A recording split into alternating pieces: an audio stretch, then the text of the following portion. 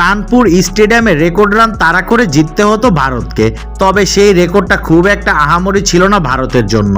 এই মাঠে এর আগে সর্বোচ্চ রান তাড়ার রেকর্ড 83। ভারতের সামনে জয়ের টার্গেট 95 রানের। হাতে 2 সেশনের খেলা বাকি। রান তাড়ায় শুরুতে 2 উইকেট হারালেও খুব একটা ভাবনায় পড়তে হয়নি তাদের। তরুণ ওপেনার জাসওয়ালা আর অপর প্রান্তে অভিজ্ঞ বিরাট কোহলি ঠিকই ভারতকে নিয়ে গেলেন জয়ের বন্দরে।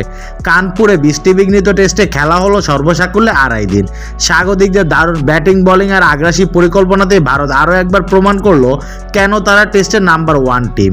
কানপুরে টাইগারদের হারালো 7 উইকেটের বড় ব্যবধানে।